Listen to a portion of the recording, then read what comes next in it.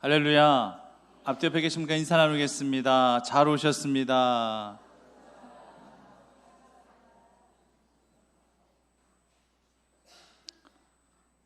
지금 우리나라에서 세계대회가 열리고 있는 게 있는데 세계 수영 선수권 대회가 우리나라에서 열리고 있어요. 알고 계시나요? 예. 어디에서 열리고 있죠? 강주에서 열리고 있습니다. 막 다이빙 하는 것도 좀 제가 봤더니만, 야, 사람의 몸이 그렇게 유연할 수가 있는 건가? 사람의 몸이 저렇게, 남자의 몸도 저렇게 아름다울 수가 있는 것인가? 그 수영 선수의 몸매 보다가 제 몸매 보니까 정말 못 봐주겠더구만요.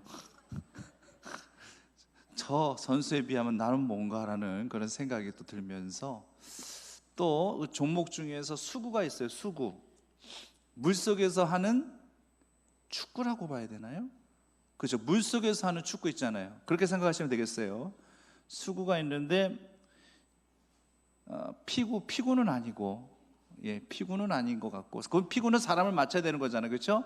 이거는 골대에다 골을 집어넣어야 되는 거예요. 그러니까 물속에서 하는 축구가 더 정확한 표현인 것 같은데, 우리나라가 뭐 1대 30 몇인가 40 몇 초 졌거든요. 그런데 그 한 골 들어갔다고 되게 감격스러워 하더라고요.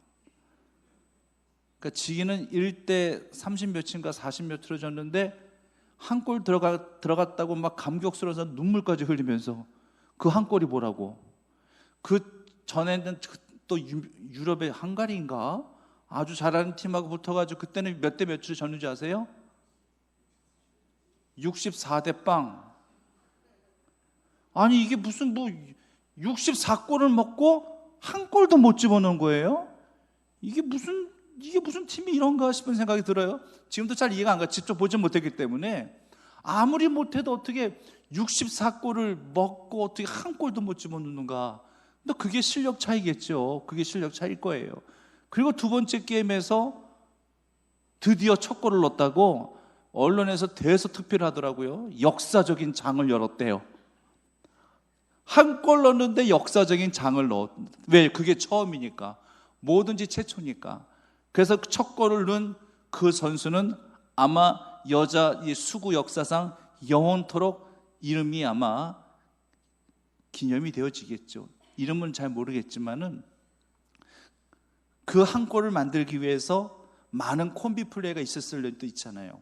그 선수가 혼자 수영해가지고 혼자 드리블 해가지고 그걸 골을 얻겠습니까? 골 넣는 장면을 제가 보지 못했기 때문에 모르겠지만은 아마 다른 선수들끼리 같이 패스도 해주면서 패스도 받으면서 그래서 골을 넣어가지고 분명히 한 골을 넣었을 텐데, 그런데 패스해준 사람들의 그 선수들의 이름은 기억이 안 되고 오직 골을 넣은 사람만 아마 기억이 되겠죠.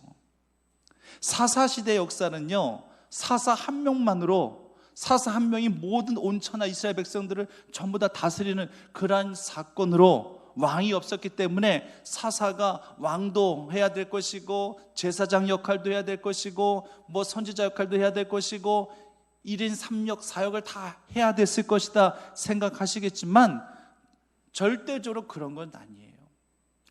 하나님께서 그 시대 때에 한 명의 사사를 세우셨단다 할지라도 그 한 명의 사사가 또 몇몇 사람들과 함께 이렇게 콤비 플레이를 딱 이루게 해가지고, 그래서 그 민족을 다스리게 하셨던 그때 시절도 있었던 것을 우리는 기억해야 되는데, 오늘 본문의 말씀 속에서 세 명의 콤비 플레이어를 우리가 확인하게 됩니다. 첫 번째는 두브라, 그리고 군대 장관이었던 바락, 그리고 마지막 한 사람은 무명에 가까운 한 여인, 헤벨의 아내 야엘이라는 이 세 여인이 함께 더불어서 이 가나안 왕 야빈을 물리치고 이스라엘을 지켜나는 그러한 오늘 역사적인 장면이 본문에 언급이 되어져 있습니다. 그러니까 세 사람이 합력해서 조화를 이루어서 놀라운 일을 만들어 갔다라고 하는 거예요. 그렇기 때문에 특별히 오늘 이 사사기 4장 말씀은 조화와 합력의 장이다, 이렇게 사사기 말씀 가운데 속에서도 그렇게 긴밀한 조화와 합력하여 선을 이루는 것이 무엇인가를 가장 극명하게 제대로 잘 보여주고 있는 사사기 말씀이 바로 사사기 4장이다. 이렇게들 이야기할 수 있더라고 하는 것입니다. 먼저 드보라 먼저 한번 살펴볼까요? 드보라는 남자일까요? 여자일까요? 드보라는 여자입니다. 예. 우리 교회도 이렇게 여자분들이 더 많잖아요. 아까 남자분들하고 여자분들하고 합독 여기 나눠서 있는데 남자 소리가 안 들려가지고 제가 이렇게 쳐다봤어요. 남자분들 소리는 중후하면서도 또 굉장히 포인트가 있는데 남자 소리가 안 들리는 거예요. 그래서 봤더니만 하긴 하시는 것 같은데 여자분들의 소리가 아무래도 클 수밖에 없는 거예요. 많이 계시니까. 까랑까랑한 목소리, 그렇죠? 듣기 좋았어요.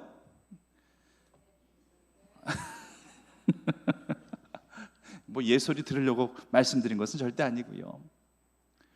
정말로 이스라엘 민족의 지도자들은 거의 다 남자였는데, 근데 거의 이스라엘 역사 전체를 통틀어 봐도 유일한 홍일점이라 할 수 있는 그러한 여자 지도자가 바로 드보라 사사였습니다. 사실 우리는 그냥 여자인가 보다 하겠지만 이때 사회적 통념상 굉장히 역사적인 사건이에요. 지금하고는 또 달라요. 지금은 뭐 영국의 대처 수상도 그렇고 뭐 독일의 또 무슨 총리죠? 지금? 수상인가요? 여자 수상 이름이 뭐죠? 몰라, 갑자기 기억이 안 나요. 예. 여자가 지도자가 많아요, 요즘에는. 하지만 이때 당시는요, 이게 여자 사회 통념상 여자는 인국에서도 들어가지도 아니하고 이스라엘 랍비들이 아침에 일어날 때마다 그들이 하나님 앞에 기도하는 감사기도 그 제목 3가지 중에 하나가 뭐냐면은 여자로 태어나지 않게 해주셔서 감사합니다. 이것이 바로 유대인들의 남자들이 아침에 일어날 때마다 하는 기도 중에 하나가 바로 여자로 태어나지 않게 해주셔서 감사합니다. 이런 거였어요. 그러니까 이때 당시 얼마만큼 여자가 천대를 받고 멸시를 받았는지는 우리는 너무나도 잘 알고 있습니다. 이런 풍토에서 여자가 사사가 되었다는 것은 정말 획기적인 일이죠. 한계를 극복한 거예요. 어떤 식으로 한계를 극복했는지는 오늘 본문 말씀에 정확하게 언급이 안 되어 있습니다. 하나님께서 사사로 바로 드보라를 세우셨다라고 그렇게 말씀을 하실 분이에요. 정상적인 배움과 코스를 통해서 성공적인 인생을 산 사람들에게 있어서는 우린 크게 별로 도전을 받지 못합니다. 하지만 한계적인 상황을 극복하고 배우지 못한 사람이, 정상적인 코스를 통과하지 않은 사람이 역경을 이겨내고 자수성가를 하게 되었단다 할지라면 우리는 그런 사람들에 대해서 우리는 당연히 경의를 표하게 될 것입니다. 요즘 심심찮게 스스로 목숨을 끊는 사건이 자주 보도되고 있어요. 어제도 그 정동원 그 국회의원, 정치인이죠, 유서를 써놓고 자살을 했어요. 예전에는 자살을 하게 되면은요, 자살을 할 만한 뚜렷한 이유가 있었습니다. 뭐 예를 들어서 어떤 사람과의 관계성의 문제 때문에, 예를 들어서 청소년들이 만약 목숨을 스스로 끊는단다 할지라면은 뭐 민생고 때문에, 생활고 때문에 그렇게 목숨을 끊겠어요? 거의 관계성의 문제 때문에 스스로 목숨을 끊는 경우가 있고요. 거의 대부분 이런 생활고, 극심한 생활고 때문에 결국에는 자살했었습니다. 근데 요즘에는요, 자살해도 이유가 없더라는 얘기예요. 그냥 유서를 쓰더라도요, 그냥 미안해, 이런 말 한마디 정도지 구체적인 내용도 없고요. 자살의 원인을 찾지 못하다 보니까 결국 나오는 말이 뭐냐면은요, 뭐 우울증을 심하게 앓고 있었다, 뭐 이런 정도예요. 다 우울증으로 그냥 자살의 원인을 다 돌려버리게 되더라는 얘기입니다. 몇 주 전에 자살을 한 전미선이라는 이 여자 배우나 어제 자살을 한 이 정도원이라는 이 정치인이나 뚜렷한 자살 원인이 없어요. 그냥 심한 우울증 때문에 스스로 목숨을 끊었다는 그런 정도입니다. 서로 모르는 사람들끼리 뭐 자살 사이트 같은 데를 통해서 또 함께 만나게 되었다든지 해서 함께 또 약을 먹고 자살을 하는, 또 가스를 또 피워가지고 질식해서 자살하는 그러한 집단 자살 사건이 며칠 전에도 있었었고 또 몇 주 전에도 있었었어요. 정신적인 공허감, 이 자기 자존감을 잃어버린 채 모든 것들을 체념하는 그런 박약한 정신 갖고 이 세상을 극복한 의지, 이 세상의 한계를 극복할 의지마저도 갖지 못했다라고 하는 것입니다. 역사적으로 보면은요, 프랑스의 루이 14세 때는요, 이 루이 14세 이 왕이 자살을 엄격히 금지시키는 법령을 만들었습니다. 그래서 어떤 법령을 만들었었냐면요, 자살한 사람들은 그 시신을 마차에 딱 질질 묶어가지고 질질 끌고 강장을 이렇게 하루 종일 돌아다니게 했어. 하루 종일. 뭘 깨닫게 하기 위해서예요? 자살을 할 경우에는 이렇게 그 시신까지도 조롱과 멸시를 당하게 될 것이라는 것을 보여주는 거예요. 그래서 경종을 울리게 하는 겁니다. 법으로서 그렇게 만들어놨어요. 내세에 대한 소망이나 확신이 없다 보니까 이렇게 삶을 포기하면서 다 끝나는 줄 아는데 착각이죠. 지옥행입니다. 구원에 대한 소망과 확신 없이 그저 현실 극복하고자 하는 그런 마음 없이 스스로 목숨을 끊어버리면 100% 지옥이거든요. 자살은 100% 구원이 없습니다. 고린도전서 3장 16절 17절 말씀에 너희가 하나님의 성전인 것과 하나님의 성령이 너희 안에 거는 것을 알지 못하느냐. 누구든지 그 성전을 더럽히면 하나님께서 그 사람을 멸하시리라 말씀하셨습니다. 우리의 생명 우리가 어떻게 해야 할, 우리의 권세가 없다라는 얘기예요. 우리 생명은 하나님께서 주관하시도록 하시게 해드리는 것이, 이것이 우리의 성도의 임무라고 하는 것입니다. 모든 한계 사항들을, 어려움과 한란과 고통의 순간순간들이 언제나 내 삶의 현실 앞에서 나를 위협하니 있단다 할지라도 오직 믿음 안에서 극복해 나가실 수 있는 신앙의 영적 자생력이 바로 우리 충북교회 성도님들에게 꼭 있으시기를 간절히 소망합니다. 두보라는 현실을 극복하고 수많은 남자들을 제치고 사사로 선택되어서 주목받는 자리에 올랐습니다. 이젠 드보라는 세상에 자신의 뛰어남을 펼칠 일만 남은 거예요. 하나님의 힘을 입고 이젠 가나안을 물리쳐서 이제 정말로 높임받을 수 있는 절호의 기회를 맞이했습니다. 그런데 드보라는요, 그렇게 행동하지 않았어요. 가나안과의 전쟁에 혼자 힘으로 나서지 않았습니다. 대신 이스라엘 장군 이 바락에게 사람을 보내서 함께 싸울 것을, 함께 협력해 주기를 그렇게 권면하고 있는 것을 보게 됩니다. 그 전쟁은 하나님께서 명령하신 전쟁이요, 앞으로 우리가 싸우게 될 이 싸움 속에서 하나님께서 개입하셔서 능히 이기게 하실 것이라는 이 말씀도 함께 전하면서 함께 싸울 것을, 합력하기를 그렇게 원하던 것이었습니다. 이때 드보라의 권유를 받은 바락도 마찬가지예요. 전쟁에 홀로 나서지 않고 드보라에게 이렇게 이야기합니다. 오늘 본문의 8절 말씀처럼 4장 8절 말씀 함께 읽어보겠습니다. 시작. 바락이 그에게 이르되 만일 당신이 나와 함께 가면 내가 가려니와 만일 당신이 나와 함께 가지 아니하면 나도 가지 아니하겠노이다 하니, 이거 무슨 뭐 물귀신 작전처럼요, 너 죽고 나 죽자, 너 살면 나도 살고 뭐 이런 뉘앙스이냐 그렇게 비춰지지만은요, 절대 그런 뉘앙스는 아닙니다. 마치 룻이 어머니 나오미를 내가 떠나지 않겠다라고 하는 것과 똑같은 거예요. 혈육이든 혈육이 아니든지 간에 그런 건 중요하지 않습니다. 룻과 나오미도 피 한 방울 섞이지 아니한 그런 남이었단다 할지라도 시어머니와 며느리 관계로, 이제는 친족 관계로 이제 맺어지게 되어졌죠. 드보라와 바락도 역시 성별도 다르죠. 피 한 방울 섞이지 않았습니다. 그렇다고 친족 관계도 절대 아닙니다.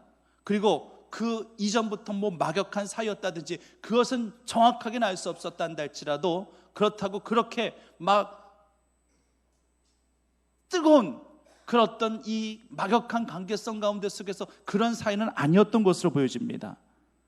그런데요, 이들이 무엇으로 묶여지는 것입니까? 하나님이라는 분 한 분으로, 하나님이란 존재만으로 이들이 함께 묶여지게 되어지는 것입니다. 룻이 어머니 나오미를 따르게 되었을 때 단순히 시어머니이기 때문에 따른 게 아니에요. 이건 우리가 분명히 알아야 됩니다. 단순히 시어머니이기 때문에 룻이 어머니를 따르고 유대 베들레헴을 온 것이 절대 아니에요. 거기는 분명히 하나님이 거기에는 역사하셨습니다. 하나님, 내가 어머니의 백성이 될 것이며 하나님의 백성이 될 것이며 그들도 어머니의 백성이 된단다 할지라면 그들도 나의 백성이 될 것이며 어머니 하나님이 나의 하나님이 될 것이니라. 룻이 그렇게 고백했어요.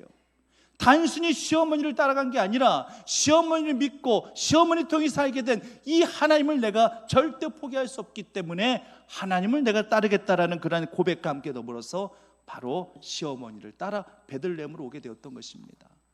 드보라와 바락도 마찬가지예요. 하나님의 말씀과 확신을 통해서 이렇게 묶여진 겁니다.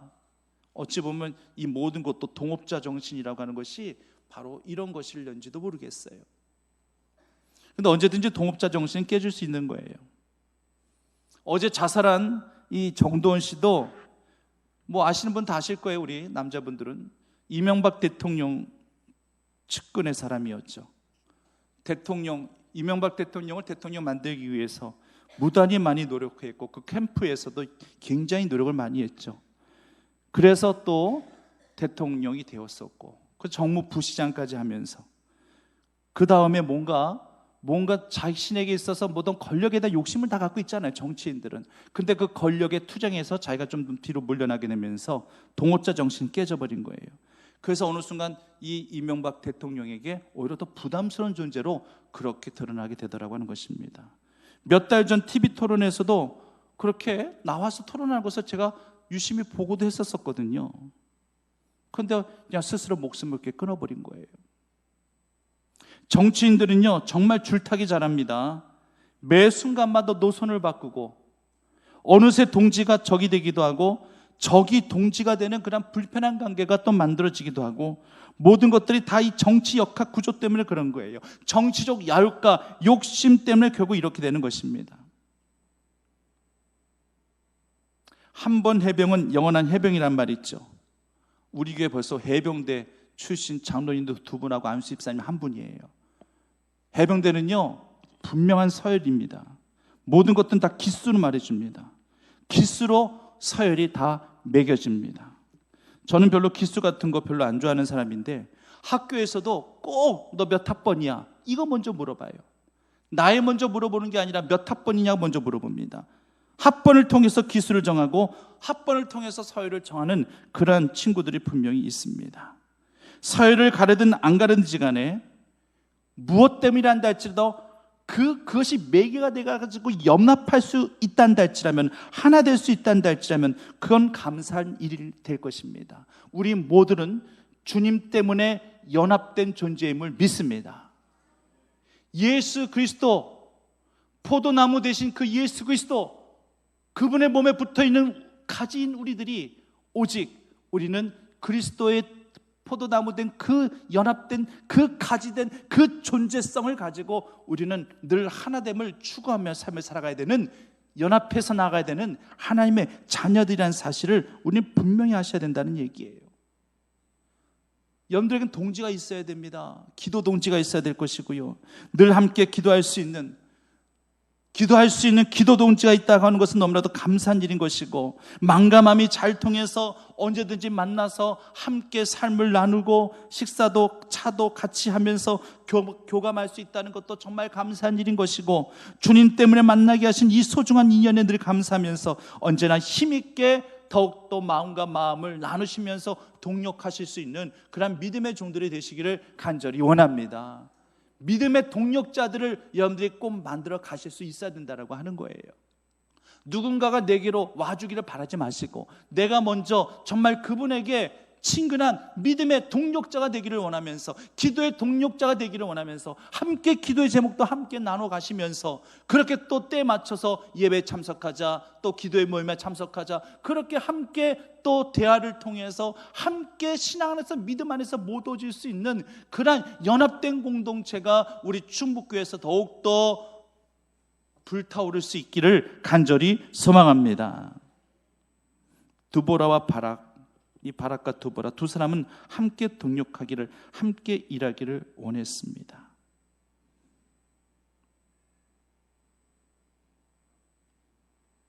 당시 이스라엘 대적 시스라의 군대에 이 군대는요 아주 막강한 정예 부대였습니다. 오늘 이 3절 말씀 한번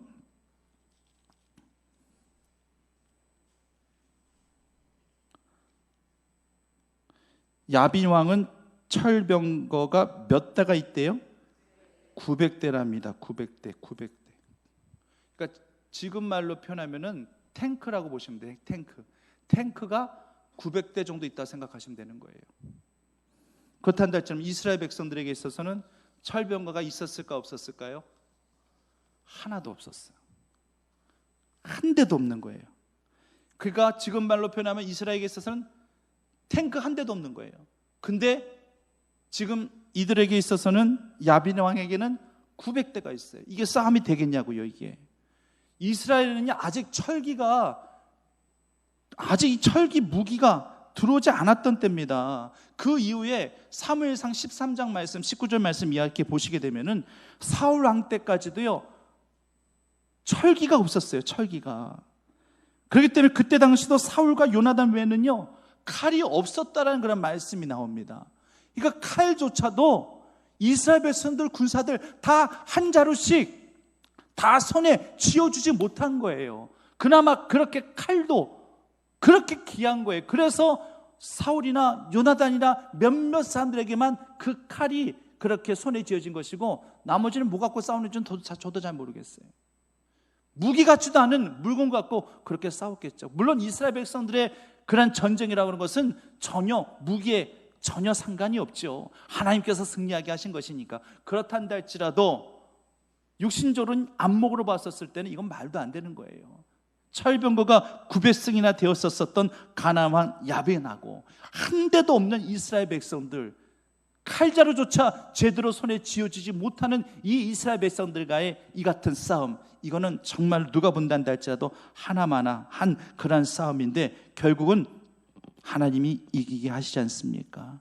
하나님이 이기게 하신 싸움은 정말 무기도 필요 없었던 것을 우리는 말씀으로 살펴보게 됩니다. 바락이 더 위대했던 이유는요, 자신이 이 싸움에서 승리하게 하실 것이라는 약속을 자신이 직접 하나님 앞에 들은 게 아니에요. 누구에게 들었느냐? 바로 드보라를 통해서 지금 이 말을 듣게 된 것입니다.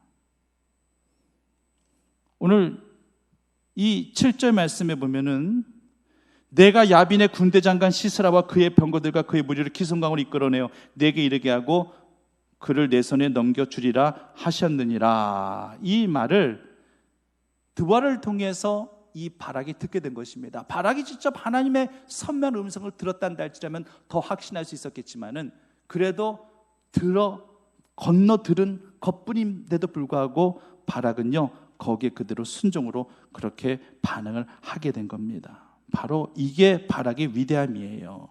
드보라를 통해서 들은 하나님의 말씀을 믿고 전쟁터로 나가는 거. 누군가에게 어떤 이야기를 듣느냐 매우 중요해요. 말 한마디에 사람 마음을 한순간에 뒤집어질 수 있어요. 우리 귀는 들을 수 있는, 듣고 싶은 것만 듣는 것이 우리 귀이기 때문에 다 들어야 되는데, 듣기 싫은 소리도 우리는 귀담아 들을 수 있어야 되는데 듣기 싫은 소리는 우리는 아예 귀를 닫아버리잖아요. 강단에서 들려진 이 말씀에도 귀를 기울일 수 있는 훈련들, 여기에서부터 예배의 훈련은 시작이 돼야 됩니다. 어떤 소리를, 누구의 소리를 들어야 될 것이냐.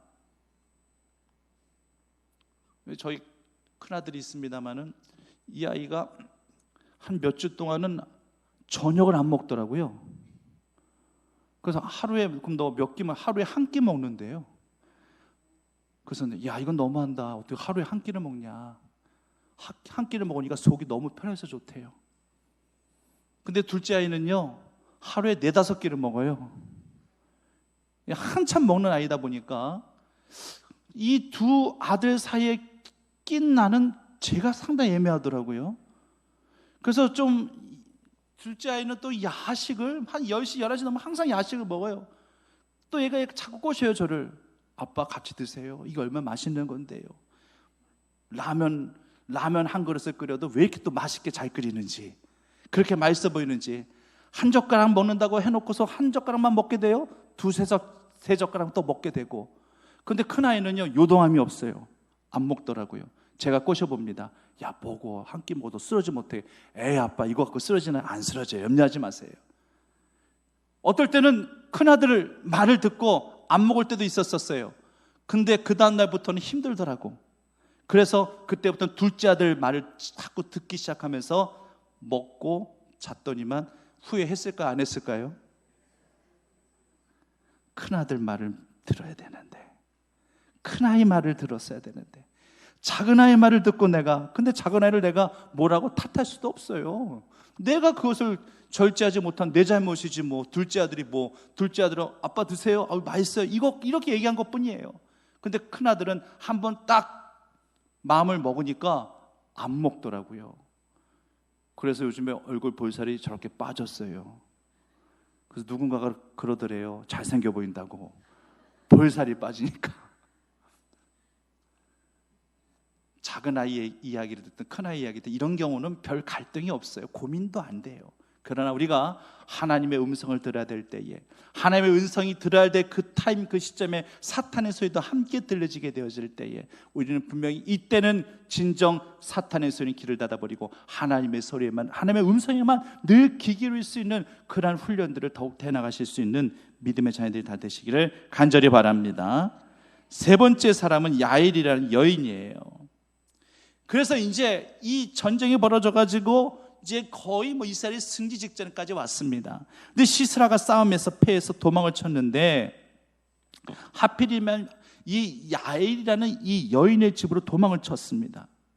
그러니까 이 여인 도주하다가 피곤해진 이 시스라를 안심시키고 또 잘 영접을 해줬어요. 마실 물을 달라고 하니까 마실 것도 주었어요. 오늘 여기 딱 보니까 우유 부대를 열어주었다고 하니까 요즘식으로 하면은 야쿠르트 정도 됐을까요? 야쿠르트 정도 되지 않았을까? 유영수 권사님, 여기 우유 부대를 열어가지고 줬대요. 뭘 줬을까요? 예? 식량? 아니, 우유 부대라는데, 우유 부대. 권사님 이쪽 계통 하시니까 여쭤보는 거예요. 우유 부대니까 요구르트를 줬을까? 아니면 윌 같은 걸 줬을까? 어찌됐든 간에 그런 걸 열어서 다 주는 거예요.